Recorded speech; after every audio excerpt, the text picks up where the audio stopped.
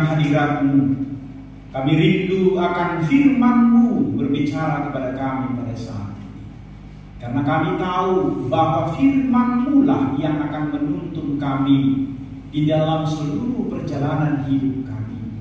Karena kami tahu bahwa firman-Mu lah yang memberikan kekuatan bagi kami, sehingga kami dapat menjalani kehidupan kami setiap hari. Dan saat ini kami semua anak-anak Tuhan di tempat ini rindu untuk mendengarkan Engkau berbicara kepada kami. Oleh karena itu, dengan pertolongan Roh Kudus Tuhan, marilah buka mata rohani kami, supaya kami dapat melihat segala keajaiban daripada Taurat-Mu yang akan menolong kami, memberikan sukacita bagi kami, memberikan jalan keluar untuk sebuah pergumulan persoalan kami. Kami siap Tuhan mendengarkan Engkau berbicara kepada kami. Dalam Kristus Yesus kami berdoa. Amin. Shalom kaum ibu. Shalom. Terpujilah Tuhan kita yang terus boleh menyertai kita sampai dengan hari ini. Kaum ibu yang terkasih, topik kita hari ini adalah hati yang gembira. Oleh karena itu, ada satu teks firman Tuhan yang akan kita boleh baca saat ini. Hati yang gembira adalah obat yang manjur, dari Amsal pasal yang ke-17 ayatnya yang ke-22. Amsal pasal yang ke-17 ayatnya yang ke-22. Mari kita membacanya secara bersama-sama. Amsal pasal 17 ayat 22. Sudah ketemu? Baik, kita baca bersama-sama. 2 ya. Hati yang gembira adalah obat yang manjur, tetapi semangat yang patah mengeringkan tulang. Kaum ibu, saya tahu bahwa teks ini sudah sangat sering kita baca, kita dengarkan, bahkan sering sekali disampaikan orang kepada kita ketika mungkin kita sedang berada di dalam persoalan permasalahan. Tetapi pertanyaannya adalah, apakah memang teks ini sudah sungguh-sungguh memang kita hidupi di dalam hidup kita? Itu yang mau kita lihat hari ini. Kaum ibu yang terkasih, pernah enggak, saya mau tanya dulu kepada kita, pernah enggak kita ketika ketemu dengan teman kita, misalnya di suatu tempat, ketika kita datang ke sana, kemudian dia berkata kepada kita ketika kita disalam, dia berkata begini, sepertinya kau kurang sehat. Pernah enggak kira-kira dengar begitu ya? Itu kalau satu orang yang bilang, mungkin kita akan bilang, enggak ada apa-apa, saya sehat kok. Tapi kemudian ketemu dengan yang satu lagi di salam kita, wajahmu kok pucat. Gitu. Kalau kira-kira ada 3 orang yang bilang seperti itu, apa yang terjadi dengan kita? Itu mulai kita pikirkan, apa benar aku kurang sehat kan? Padahal dari rumah kita berangkat sehat. Tapi begitu kita mendengarkan itu ada 3 orang yang salam kita, dia bilang bahwa sepertinya kita kurang sehat, maka kemudian di dalam pemikiran kita mulai muncul, jangan-jangan aku memang kurang sehat ya, gitu. Akhirnya kita pulang ke rumah, itu kita pikirkan, kita mulai perhatikan bahwa agak lemas ya, kok mulai demam ya, padahal sebelumnya nggak ada. Kenapa bisa begitu? Karena apa yang kita pikirkan itu kemudian itu diolah oleh zat-zat di dalam tubuh kita, mengirimkan sinyal ke seluruh tubuh kita. Akhirnya yang terjadi adalah kita mulai merasa nggak nyaman, nggak enak. Padahal kalau kita pergi ke dokter, pasti dokternya bilang nggak ada apa-apa, kamu sehat. Tetapi akibat pikiran kita tadi terganggu dengan perkataan-perkataan orang itu, akibatnya muncul di dalam pemikiran kita itu, dan itu akhirnya berpengaruh kepada tubuh kita. Kaum ibu yang terkasih dalam Tuhan Yesus Kristus, di masa COVID yang lalu, ya kan, kalau ada ketemu kita dengan orang yang batuk, apalagi nggak pakai masker, di satu tempat kita bersama-sama dengan mereka, Perasaan kita pulang ke rumah kok jadi gatal. Saya beberapa kali mengalami itu. Misalnya antri di bank atau antri di belanjaan, itu kalau pulang ke rumah kok jadi gatal, ya nggak gatal ya. Padahal sebelumnya nggak ada apa-apa. Akhirnya kita mulai pusing, mulai apa? Jangan-jangan aku kena COVID ya. Makanya semasa COVID hampir semua para medis mengatakan kita itu harus jangan memikirkan sesuatu hal yang membuat kita nanti jadi lemas dan segala macam. Pikirkanlah hal-hal yang baik-baik. Pikirkanlah hal yang membuat engkau sukacita. Kenapa bisa sampai seperti itu tadi? Jawabannya adalah di pikiran kita itu. Jadi pikiran kita yang kita pikirkan, yang kita cemaskan itu menggelisahkan hati kita dan akhirnya itu mempengaruhi seluruh kesehatan tubuh kita. Di dalam dunia psikologi itu disebut dengan psikosomatis namanya. Psikosomatis itu dari dua kata Yunani, kata psike dan kata soma. Psike itu artinya jiwa atau pikiran, dan kata soma itu adalah tubuh, badan, jasmani. Jadi para ahli psikologi mereka melakukan penyelidikan bahwa ternyata ada kaitan yang sangat erat antara kesehatan tubuh kita dengan apa yang kita pikirkan. Psikolog jelas menolong pasiennya itu dengan cara seperti itu, dibuat tenang, rileks, karena mereka tahu bahwa ternyata pikiran kita ini mempengaruhi kesehatan tubuh kita. Jadi bila jiwa kita cemas, takut, gelisah, itu pasti akan mempengaruhi tubuh kita. Sesuatu yang kita pikirkan itu mempengaruhi kesehatan tubuh kita. Jadi kalau jiwa kita itu tenang, kalau pikiran kita itu tenang, kita berpikir positif, maka tubuh kita juga akan ikut terpengaruh dan tubuh kita akan menjadi sehat-sehat saja. Saya selalu memikirkan, kenapa orang gila badannya selalu sehat? Padahal dia kayak gimana? Tidurnya di mana?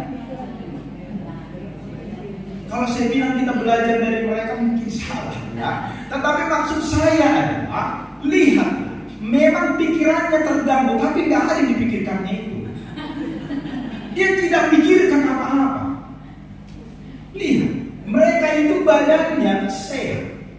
Mungkin kalau dicek ke dokter mungkin ada sih penyakit-penyakit, tapi lihatlah, sepertinya mereka tidak terpengaruh apa-apa. Nggak pakai baju di hujan, tidur di emperan, di comberan, makan dari sampah. Tetapi perhatikan, dibandingkan kita yang teratur hidupnya, tetapi begitu ada sesuatu kita pikirkan, maka kita mulai meriang, kita mulai demam, asam urat mulai kambuh, segala macam akhirnya terpengaruh di dalam tubuh kita. Itu yang disebutkan para psikolog itu, bahwa ternyata pemikiran itu mempengaruhi terhadap kesehatan tubuh. Jadi pikiran kita itu harus bisa kita kendalikan. Karena kalau pikiran kita itu terganggu, maka kesehatan kita juga bisa terganggu.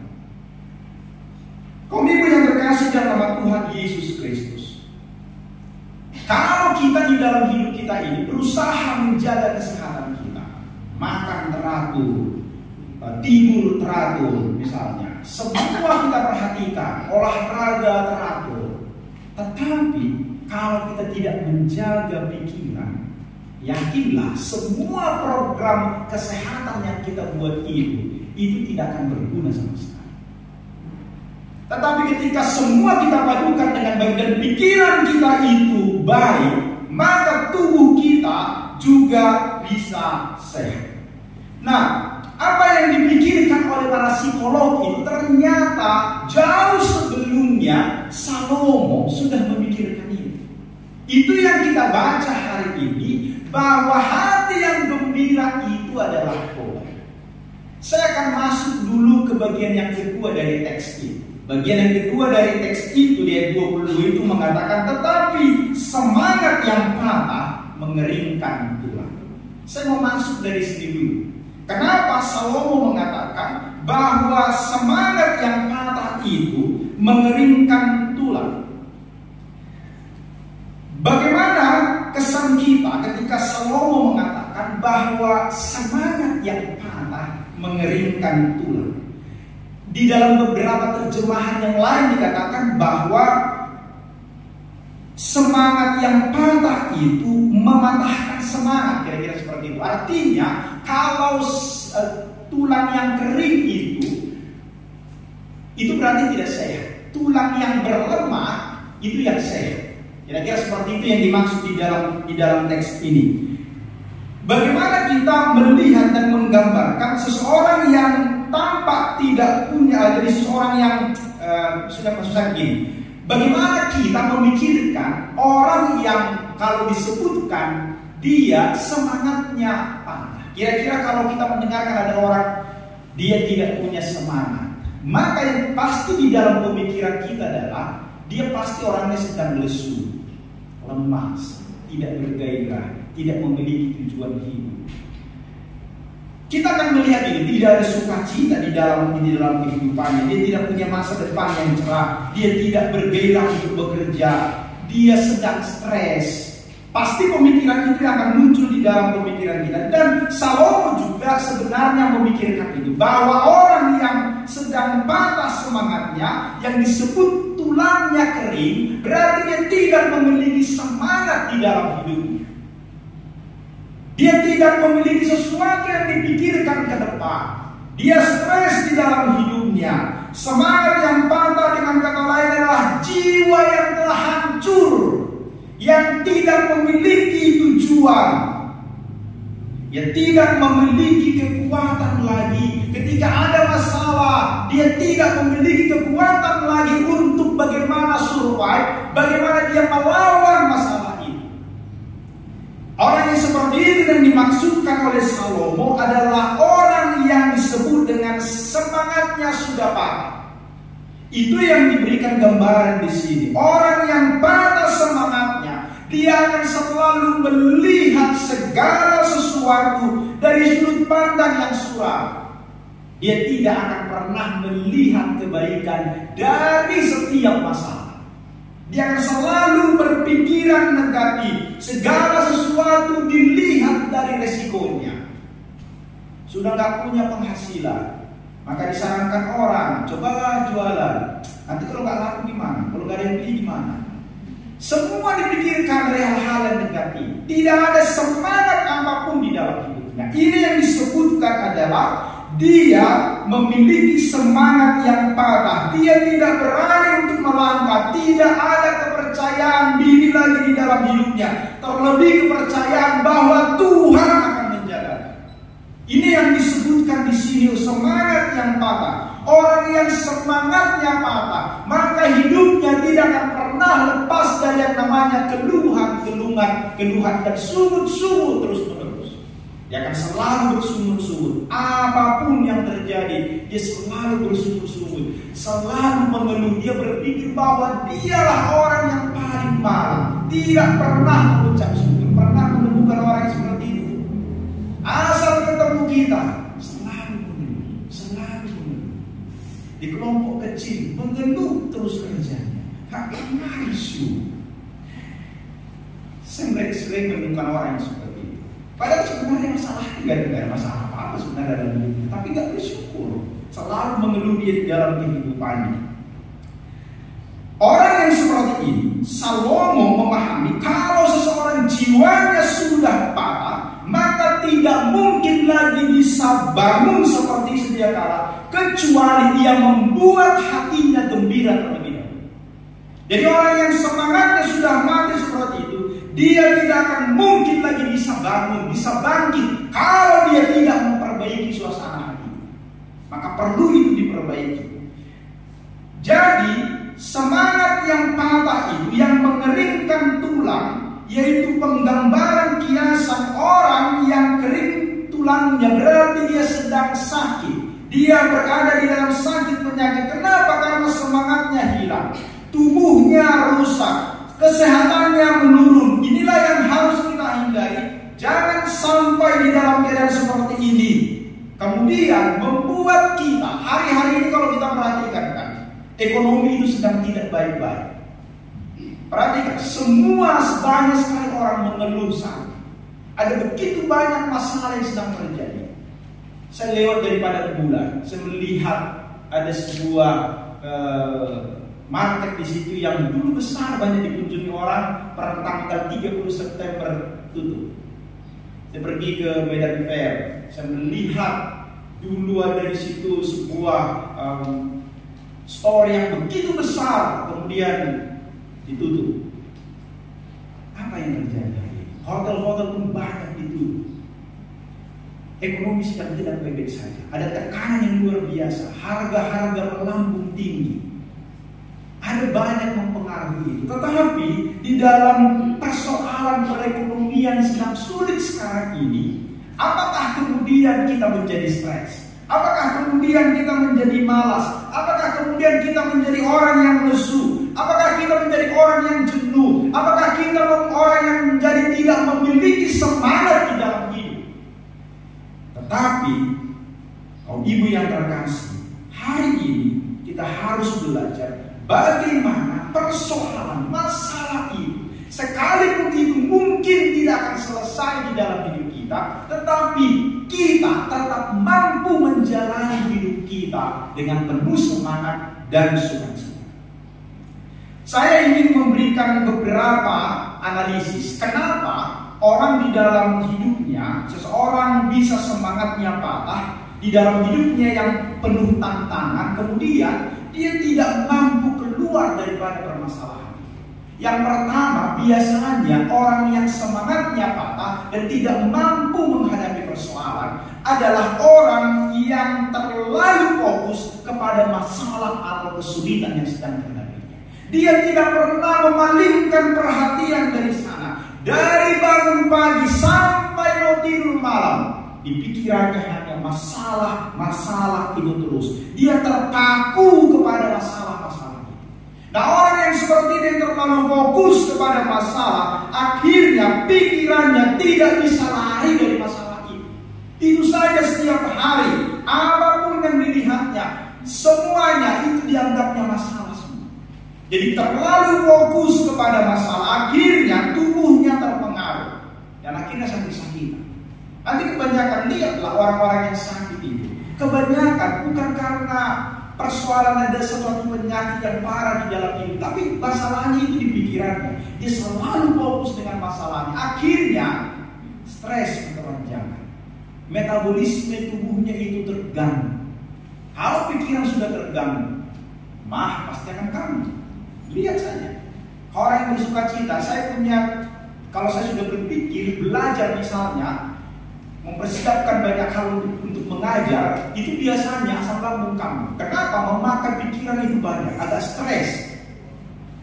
Maka kalau ada masalah hari ini datang dalam hidup saya, biasanya saya anggap saja santai. Orang bilang, istri saya di rumah saya bilang begini, memang gak pernah kamu memikirkan masalah. Bukan itu, karena kalau saya pikirkan asam lambung saya pasti naik. Maka sudah hadapi saja, bukan berarti lari dari masalah, bukan. Oke, itu yang pertama yang kita lihat. Jadi terlalu fokus kepada kesulitan yang sedang ada. Yang kedua, orang yang patah semangat di dalam hidup yang penuh tantangan. Yang kedua adalah, mengapa orang bisa patah semangatnya? Karena dia membiarkan dirinya larut terus di dalam masalah. Dia biarkan dirinya larut di dalam masalah. Masalah hidup itu adalah suatu realitas. Kita tidak akan menghadapi masalah. Kalau saya tanya satu persatu kaum ibu yang ada di sini, pasti semua kita punya masalah. Tidak ada yang tidak punya masalah. Tetapi bagaimana kita menghadapi masalah itu adalah pilihan.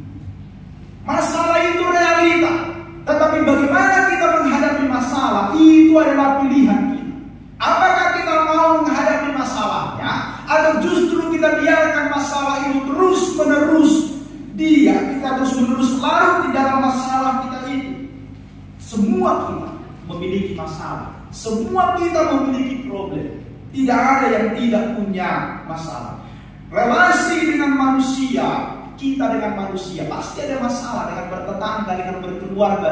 Kita memiliki masalah, suami, istri, anak, semua kita, relasi kita dengan sesama manusia dalam keluarga, semua kita memiliki masalah. Tetapi jangan terus-menerus kita larut di dalam masalah itu. Kita harus keluar dari masalah-masalah yang sedang ada dalam hidup kita. Kalau tidak, masalah itu pasti akan mematahkan semangat kita. Karena kalau kita biarkan terus-menerus, akhirnya bukan hanya merugikan kesehatan kita saja, tetapi itu dapat berdampak kepada orang-orang di sekitar. Cobalah, kalau MC-nya kita itu tadi yang sedang bermasalah, inang ini tadi, kan banyak tadi menceritakan kesaksian masalah. Cobalah kalau dia tidak suka cita memimpin kita hari ini. Walaupun dari lagu-lagunya memang penuh pergumulan tadi semua, kan? Nanti akhir baru kita akan bersuka cita. Suasana hati. Tetapi kita dibangun oleh itu, kita merasa di hadirat Tuhan tadi menikmati itu. Bagaimana ternyata pergumulan-pergumulan ketika kita menyanyi memuji Tuhan, kita diangkat di hadirat Tuhan dan kita bersuka cita karena itu. Kaum ibu yang terkasih, itu yang kedua, bahwa orang yang patah semangat karena dia membiarkan dirinya larut terus di dalam masalah itu. Jadi jangan biarkan diri kita jangan biarkan diri kita tenggelam di dalam masalah. Kita harus keluar agar kita sehat dan memberi kontribusi yang positif bagi lingkungan kita. Yang ketiga, mengapa orang patah semangatnya adalah karena masalah-masalah itu bisa membuat kita patah semangat karena kita terlalu mengasihi diri kita sendiri. Ini yang sering terjadi. Kita terlalu mengasihi diri kita sendiri. Orang yang terlalu mengasihi diri sendiri adalah orang yang merasa bahwa masalah dialah yang paling berat di dunia ini. Itu orang yang mengasihi diri sendiri. Saya melayani di satu gereja, jemaat di sana banyak yang jualan bunga di daerah Madrid sana. Di masa Covid mereka jaya luar biasa.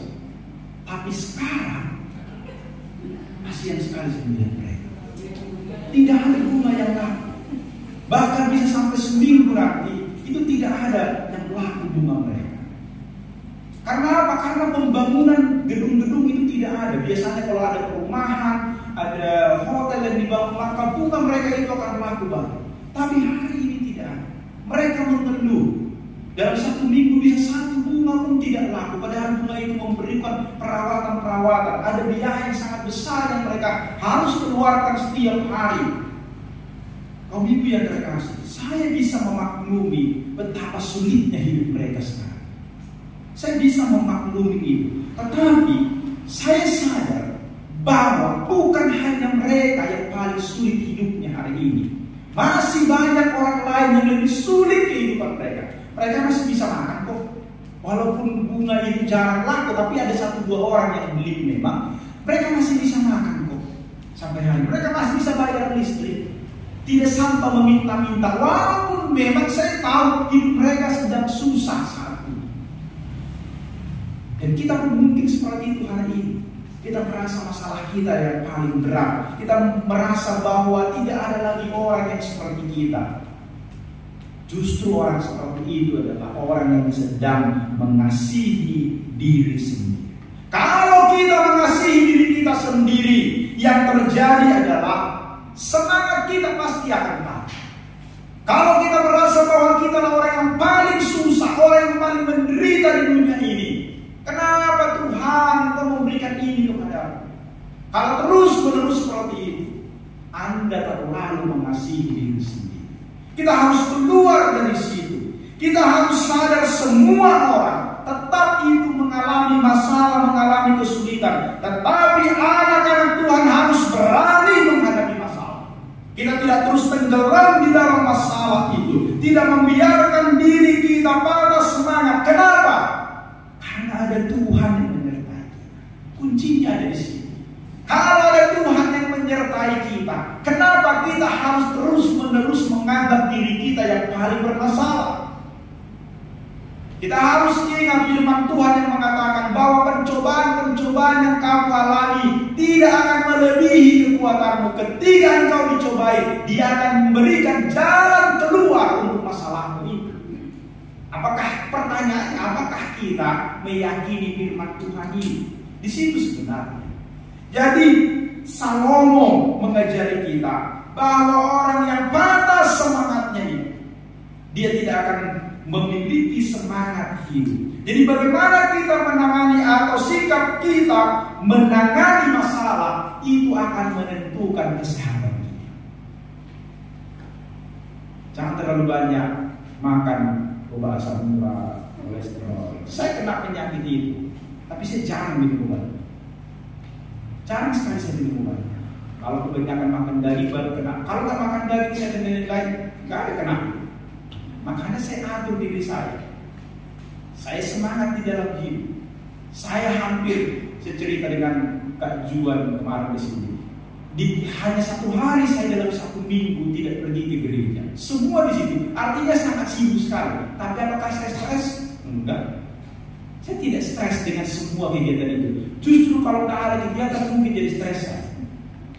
Karena memang hidup kita harus memiliki kegiatan. Kita tidak boleh diam saja, harus punya kegiatan. Makanya orang yang pensiun, lihatlah apa yang terjadi dengan hidupnya. Bapak saya begitu pensiun langsung tremor. Saraf terganggu. Dia guru, biasa di depan kelas, kemudian tidak punya kegiatan apa-apa lagi, usia 60 tahun. Apa yang terjadi? Lihat, saya melihat banyak orang begitu pensiun, stroke, mati, cepat sekali.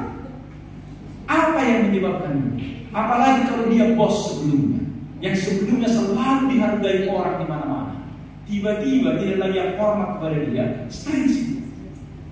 Bapak saya pensiunnya itu pengawas sekolah. Kalau ketemu dengan saya, nggak ada yang menghargai aku sekarang. Karena biasanya guru-guru itu selalu hormat kepada bapak saya. Sekarang nggak ada lagi.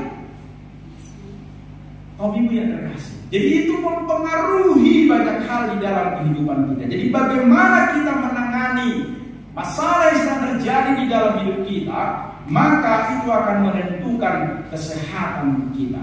Jadi bagaimana kita bisa memulihkan jiwa kita sehingga jiwa kita tidak tenggelam di dalam lautan masalah dan tidak patah semangat. Maka Salomo memberikan jawaban yang kedua bagi kita hari ini adalah hati yang gembira.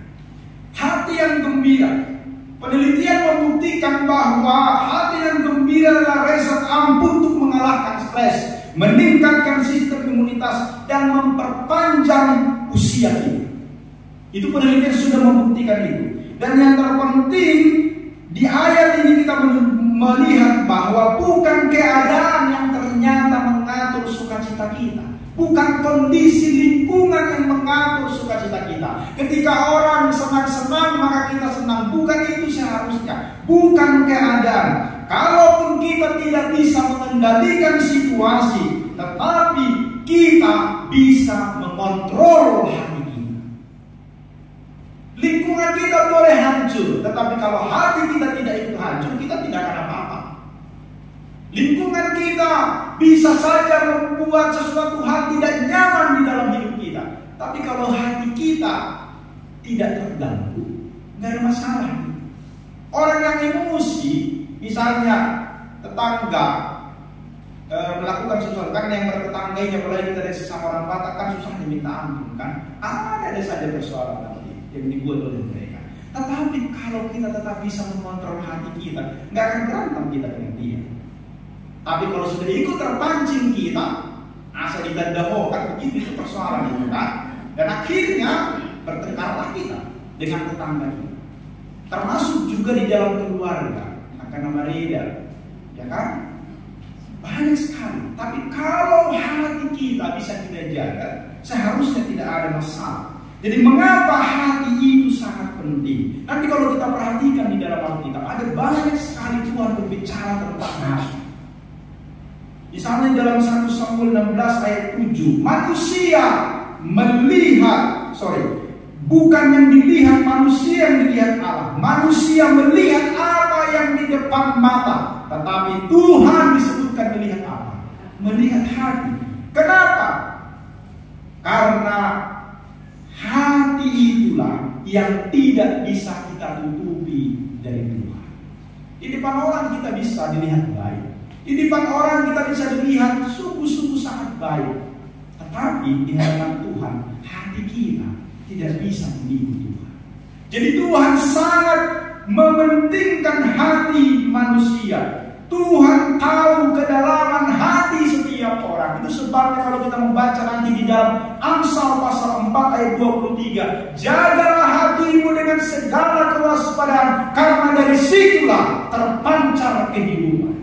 Maksudnya apa? Orang yang baik hatinya akan memancarkan kebaikan di dalam hidupnya. Tapi orang yang hatinya busuk, dia akan melakukan tindakan-tindakan yang tidak baik dan tidak benar. Jadi ketulusan hati akan menuntun kepada hal yang baik pula.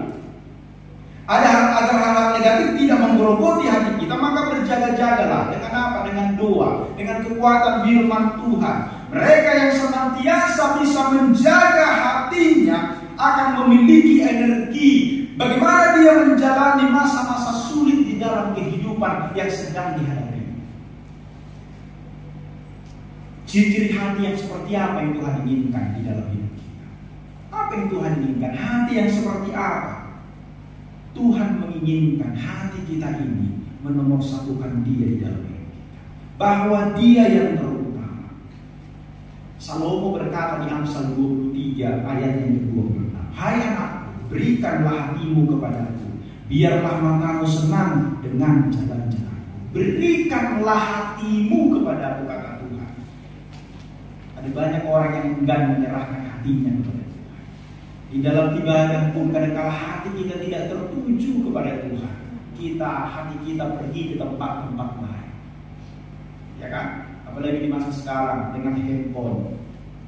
Di gereja saya banyak menemukan orang-orang seperti itu. Ketika beribadah, handphonenya terus yang dipegang, hatinya tidak kepada Tuhan. Kalau di tempat ini nggak mungkin ada, kan? Nggak mungkin ada. Karena nggak mungkin dia datang ke sini kalau mau pegang handphone aja dia. Nggak mungkin. Jadi hatinya tidak diserahkan kepada Tuhan. Yang kedua, kenapa Tuhan sangat menginginkan hati itu? Dan apa yang Tuhan inginkan? Hati yang seperti apa yang Tuhan inginkan adalah hati yang meluapkan hal yang baik. Dalam Matius 15 ayat 18, tetapi apa yang keluar dari mulut berasal dari hati, dan itulah yang menajiskan orang. Kita melihat dengan mulut yang sama kita bisa memaki orang, atau dengan mulut yang sama kita bisa memuji Tuhan. Jadi hati-hati kita di dalam berbicara, karena apa yang keluar dari mulut kita itu berasal dari hati kita. Makanya untuk menilai seseorang itu kita bisa melihat dari perkataannya, seperti apa dia. Maka sudahkah kualitas perkataan kita juga mencerminkan bahwa kita adalah pengikut Kristus? Jangan lagi ada di dalam kaum ibu ini yang kita masih bisa memaki-maki orang, ya. Jangan sampai ada lagi. Bertengkar dengan tetangga sejam bulan, jangan sampai ada lagi yang seperti itu. Mari kita menjaga hati kita dan perkataan kita. Karena dalam Matius 5:8 dikatakan, berbahagialah orang yang suci hatinya, karena mereka akan melihat Allah. Jadi hati itu sangat-sangat penting. Yang ketiga yang Tuhan inginkan dari kita adalah hati yang bersih dari iri. Hati yang bersih dari iri, hati yang tenang menyegarkan tubuh, tetapi iri hati membusukkan tulang. Amsal 14 ayat 30. Iri hati adalah kejahatan yang tidak kelihatan, karena hanya Tuhan dan orang yang bersangkutan yang tahu isi hatinya. Ya kan? Itu kan bisa dilihat oleh orang, tapi kita sendiri tahu. Makanya Amsal mengatakan itu, hati yang tenang menyegarkan Tuhan, menyegarkan tubuh, tetapi iri hati itu membusukkan tulang. Itu tidak bisa dilihat iri hati itu, tetapi itulah kejahatan. Maka berhentilah kita iri hati, karena itu sama dengan merusak diri kita sendiri dan tidak akan pernah membawa sukacita di dalam hidup kita. Berhentilah iri hati. Sebab di mana iri hati dan mementingkan diri sendiri, di situ ada kekacauan dan segala macam perbuatan jahat. Yakobus 3:16. Jadi iri hati dan mementingkan diri sendiri, pasti akan terjadi kekacauan di sini. Di dalam kumpulan-kumpulan kalau ada orang yang seperti itu, yang iri hati dan mementingkan diri sendiri, yakinlah perkumpulan itu pasti akan hancur. Pasti akan ada pertentangan di situ. Memang kita tidak mudah menerima situasi ketika kita melihat orang lain meraih kesuksesan dan tampak lebih diberkati dari hidup kita. Karena kalau kita iri dengan hal yang seperti itu, ya, kita sudah mengikuti Tuhan, kita sudah setia, tetapi kenapa sih kehidupan ekonomi kami seperti ini? Karena kita nggak bisa menerima hidupnya. Tetapi orang-orang yang mungkin jahat di dalam hidupnya, seolah-olah Tuhan memberikan berkat yang begitu banyak di dalam hidup. Kita kadang-kadang iri, tetapi ingatlah bahwa jangan berpikir bahwa Tuhan tidak memberkati kita. Maka kita harus tetap bisa bersyukur dengan apa yang kita miliki. Lagu itu mengatakan, hitunglah berkat Tuhan yang kau terima, kau niscaya akan kagum melihat Dia. Makanya di dalam Mazmur 37 ayat 4 mengatakan, dan bergembiralah karena Tuhan, maka Ia akan memberikan kepadamu yang diinginkan oleh Dia. Maka perlu kita bersukacita, menyingkirkan iri hati, dengkian dari dalam diri kita. Dan yang keempat, yang Tuhan inginkan hati dari kita adalah apa yang disebutkan oleh Salomo, yaitu hati yang gembira. Mari kita lihat teks ini lagi dalam Amsal 17 ayat yang ke-20 itu, bagian yang pertama itu. Salomo mengatakan kalimat pertama, dia berkata, hati yang gembira adalah obat. Hati yang gembira adalah obat. Jadi apa obatnya disebutkan di sana? Hati yang gembira, tidak ada yang lain. Salomo tidak memberikan embel-embel yang lain di situ. Dia mengatakan bahwa hati yang gembira adalah obat. Ketika Salomo menuliskan itu, kata yang dipakai di dalam bahasa Ibrani adalah kata semea. Semea, kata gembira itu, arti gembira itu bukan cuma satu pengertian. Tetapi ada berbagai kata, gembira, senang, menikmati, berbahagia. Jadi kalau kita perhatikan ini, kita bisa merasakan keadaan hati seperti apa yang Salomo ingin gambarkan di sini, yaitu keadaan hati di mana orangnya itu gembira, orangnya itu senang, orangnya itu menikmati, dia enjoy, tidak ada beban di dalam hidupnya. Salomo ingin menggambarkan itu.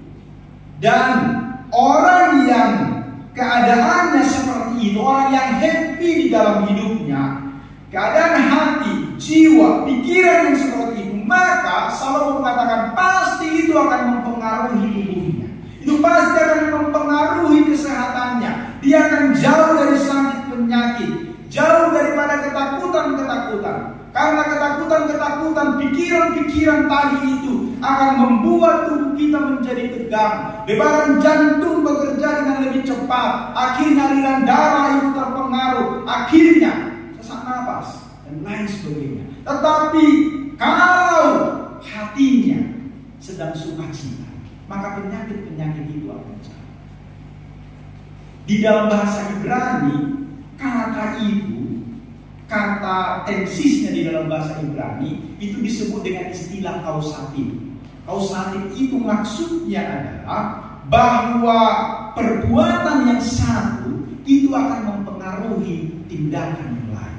Jadi satu perbuatan akan mempengaruhi yang lain. Dengan kata lain, dia mau berkata, kalau hatimu gembira, maka hati itu, kegembiraan itu akan mempengaruhi kesehatan tubuh kita. Jadi Salomo sudah memikirkan itu ribuan tahun yang lalu.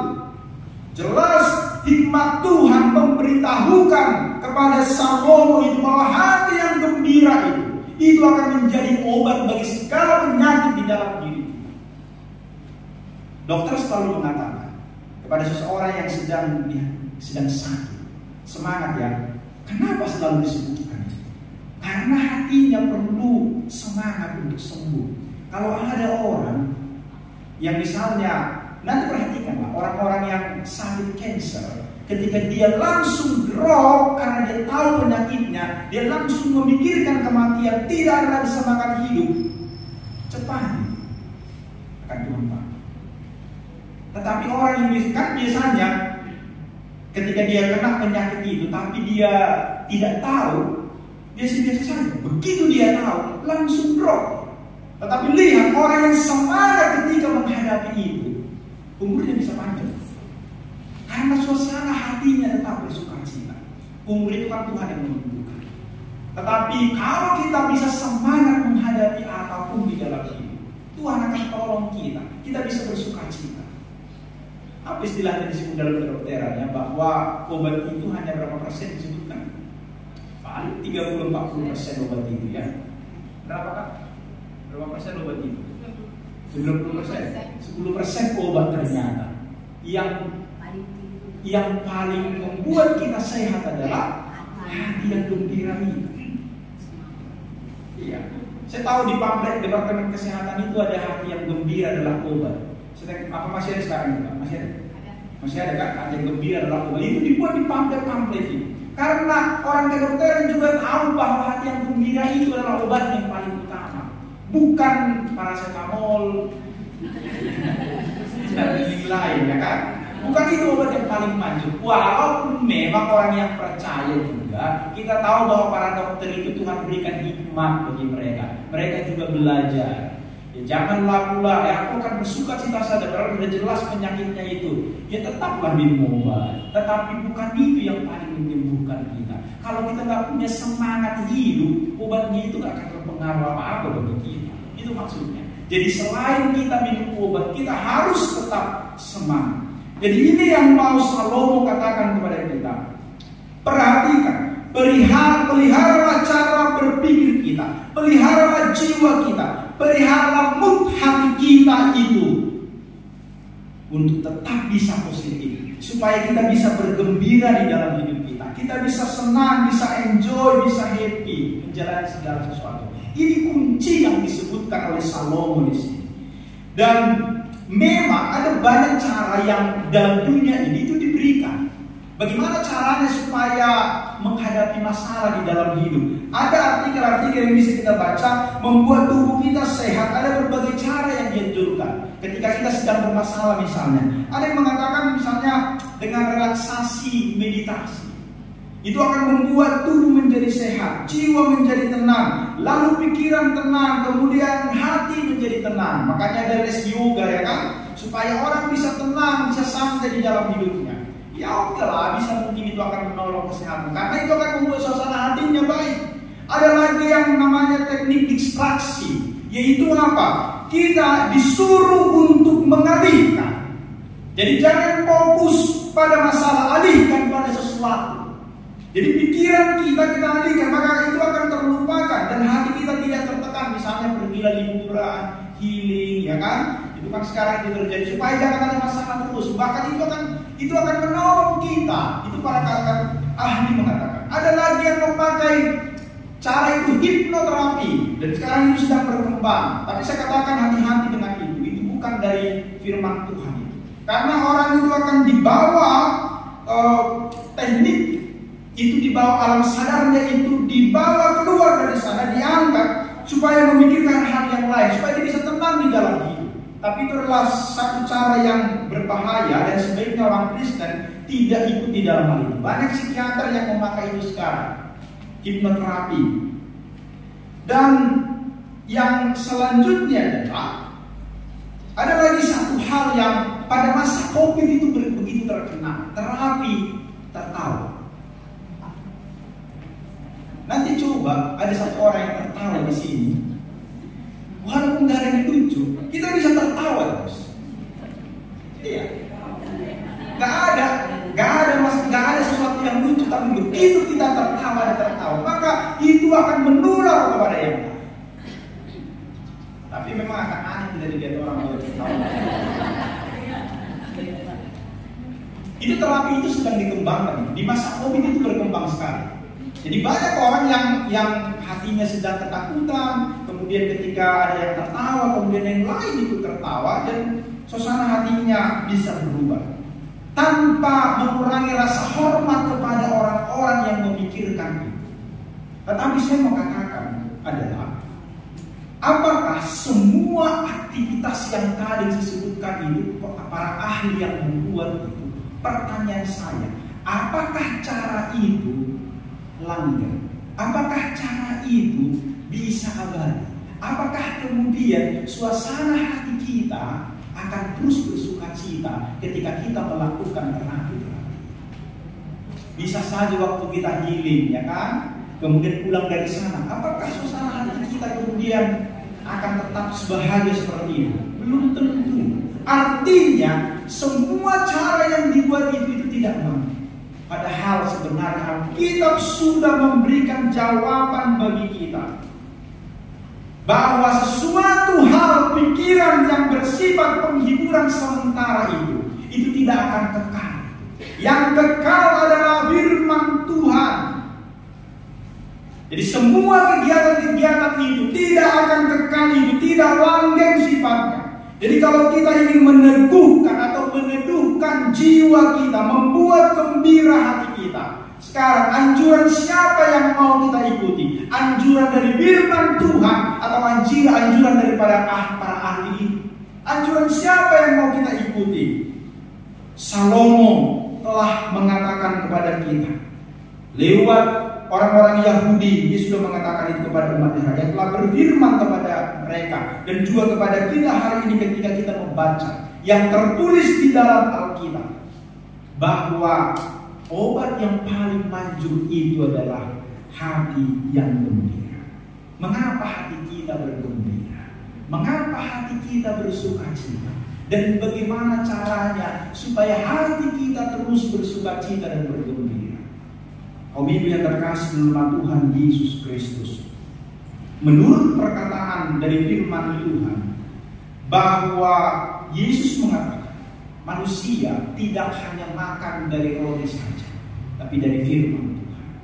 Yesus mau mengatakan kepada kita adalah bahwa yang membuat pikiran kita itu tenang adalah firman Tuhan. Yang membuat kita bisa bersuka cita di dalam hidup adalah firman Tuhan. Karena semua hal yang tadi itu yang saya sebutkan, yang ditemukan oleh para ahli itu hanya sementara saja.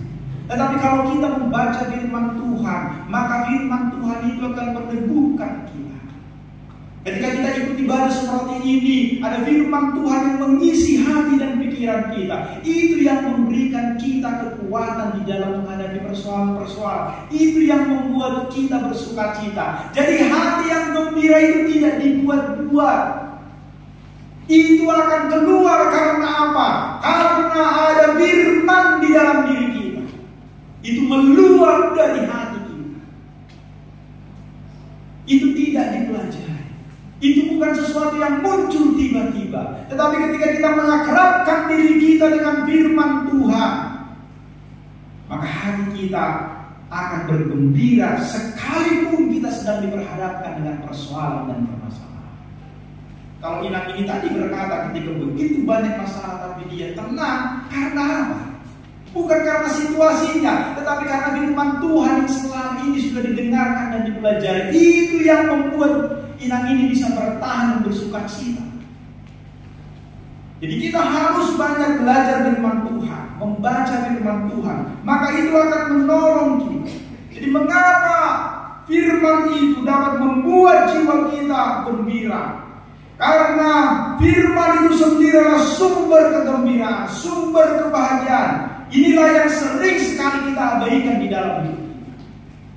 Karena kita jarang baca Alkitab, kita jarang bergumul dengan firman itu. Akibatnya ketika ada masalah, kita jatuh, kita stres, kita pusing memikirkan. Kalau kita menghadapinya, lari kita kepada dunia ini, yang akibatnya memang tidak bersuka cita kita. Padahal firman Tuhan sudah ada pada kita. Dan itu yang sering kita abaikan di dalam kehidupan kita. Karena banyak orang Kristen juga mengabaikan, mencari kegembiraan dengan kepuasan batinnya, kebahagiaan itu di tempat-tempat yang lain, sibuk di dalam studinya, sibuk di dalam pekerjaan, berburu karir, berburu studi, berburu uang, berburu pencapaian supaya dihormati oleh orang lain. Itu yang banyak orang Kristen juga lakukan sampai dengan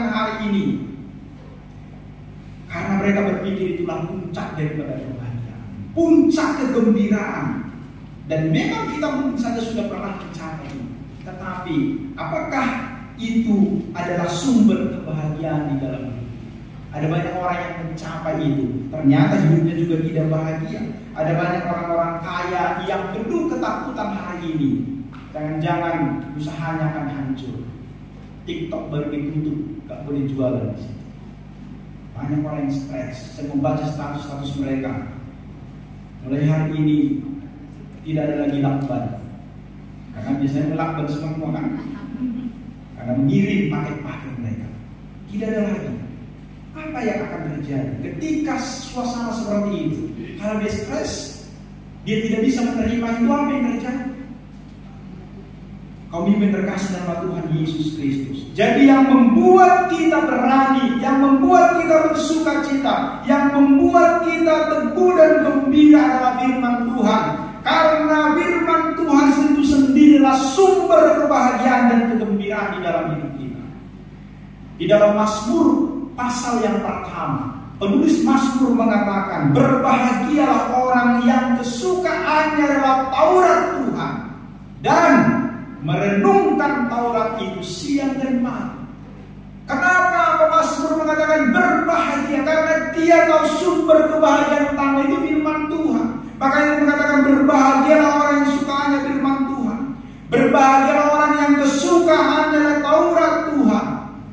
Dan kalau kita perhatikan orang di zaman P ketika mengatakan Taurat Tuhan, yang pertama memang mengacu kepada 10 Taurat Tuhan, hukum Tuhan. Yang kedua adalah keseluruhan Alkitab itu. Jadi ketika orang mendengarkan, membaca, memperhatikan apa yang ada di dalam firman Tuhan itu yang membuat dia berbahagia. Jadi berbahagialah kita kalau hidup kita diatur oleh Tuhan dan taat kepada perintah Tuhan. Itu yang membuat kita bahagia. Karena apa? Karena itu yang membuat kita tenang, hati kita menjadi bahagia. Dan sukacita terbesar daripada manusia, kegembiraan terbesar kita adalah ketika Yesus datang ke dalam dunia ini menyerahkan nyawanya. Ketika kita dibebaskan, dimerdekakan dari belenggu dosa itu sukacita yang terbesar. Ketika orang sudah menyadari itu dan menerima itu di dalam hidupnya, maka apapun masalahnya, saya yakin dia akan mampu menghadapi. Tapi ketika orang belum merasakan pengampunan Tuhan, dia belum merasakan sukacita menerima Yesus di dalam hidupnya, dia sulit akan menghadapi persoalan di dalam hidup. Orang yang hidupnya sudah di dalam Tuhan, orang yang hidupnya sudah dibaharui oleh Tuhan, orang yang merasakan bagaimana Tuhan mati bagi dia akan bersukacita di dalam hidup. Dan dia mampu menghadapi persoalan-persoalan yang sedang terjadi di dalam hidup. Kesukaan terbesar, kalau sebentar lagi kita Natal ya kan, itu kesukaan besar, lagu dan segala macam itu kita janjikan, joyful. Kesukaan besar telah lahir bagimu juru selamat, bersukacita semua, karena memang tidak ada sukacita yang paling besar daripada itu. Dan itu yang pertama harus dialami oleh orang-orang percaya. Ketika itu sudah dialami, maka wajah kita boleh kering, tubuh kita boleh semakin menua, tetapi jiwa kita akan diisi oleh Kristus. Dan itu yang akan membuat kita tetap bisa bersukacita di dalam kehidupan. Makanya Daud mengatakan, sekalipun aku berjalan dalam lembah kekelaman, aku tidak takut bahaya. Kenapa? Karena Tuhan adalah gembala. Kalau Tuhan sudah bersama dengan kita, kenapa kita harus takut?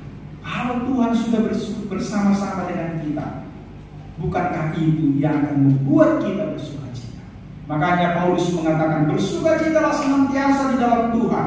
Sekali lagi dikatakan, bersukacitalah. Bersukacita di dalam siapa? Di dalam Tuhan. Di dalam Kristuslah sukacita itu, bukan di dalam yang lain. Maka hati yang gembira itu karena apa? Karena ada sukacita di dalam Kristus, bukan di dalam yang lain. Karena kita sudah hidup di dalam Kristus, itulah yang membuat kita bisa bersukacita. Maka kaum ibu, apapun masalahmu hari ini, apapun problem yang sedang kau hadapi hari ini, bisakah kita bersukacita? Bisa. Kenapa? Karena kita di dalam Tuhan. Kalau kita di dalam Tuhan memang akan sulit kita untuk bersukacita. Jadi firman Tuhan yang mengatakan kepada kita hari ini, hati yang gembira adalah obat. Maksudnya adalah ketika hati kita ada di dalam Tuhan dan Tuhan ada di dalam kita, maka itulah yang membuat kita bersukacita. Itulah yang membuat kita bergembira. Maka kaum ibu, bersukacitalah, bergembiralah kalau kita ada di dalam Tuhan. Dan itu adalah obat yang sangat manjur yang akan menolong kita. Maka ke depan ketika kita menghadapi apapun yang sedang terjadi hari ini, masalah apapun yang sedang terjadi dalam hidup kita, mari kita tetap bersukacita. Bukan karena kita so hebat, tetapi karena ada Tuhan yang hebat yang bersama-sama dengan kita. Amin. Jadi mari kita serahkan seluruh hati kita, seluruh kecemasan kita, apa yang menjadi kegelisahan pikiran kita hari ini, apa yang membuat kita stres sehingga mempengaruhi kesehatan kita, kita serahkan itu kepada Tuhan. Dan kembali kita katakan bahwa Tuhan, Engkaulah pemilik daripada hidupku. Aku adalah milikmu Tuhan. Aku berserah kepadamu. Aku percaya Engkau tidak akan pernah meninggalkanku di dalam keadaan apapun. Maka sekarang, mari kita bersukacita. Mari kita bergembira. Mari kita bernyanyi. Maka rianglah hati kita karena kita tahu bahwa hari ini kita adalah milik Tuhan. Dan Tuhan tidak pernah meninggalkan kita. Amin, mari kita berdoa. Tuhan, terima kasih kalau firman-Mu hari ini mengajari kami bahwa hati yang gembira adalah obat yang akan memberikan kekuatan, yang memberikan kesembuhan bagi tubuh kami. Karena kami tahu ketika kami di dalam Tuhan, kami mampu bersukacita menghadapi semua problem persoalan di dalam kehidupan. Terima kasih Tuhan untuk firman-Mu yang sudah meneguhkan, menguatkan kami. Tuhan mengenal kami semua, apa yang sedang kami hadapi saat ini. Tetapi biarlah kami bersukacita dan bergembira, sekalipun begitu banyak persoalan pergumulan kami. Karena kami bersama dengan Tuhan, karena Tuhan tidak pernah meninggalkan kami. Terpujilah Engkau Bapa, dalam Kristus Yesus kami berdoa. Amin.